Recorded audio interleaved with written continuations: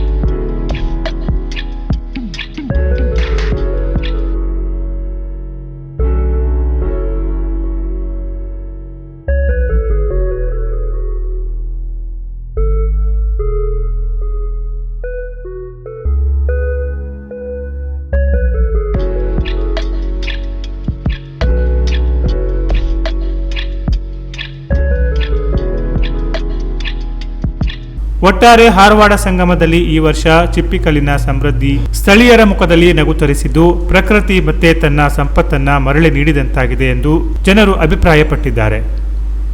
Canara plus news, Karwar.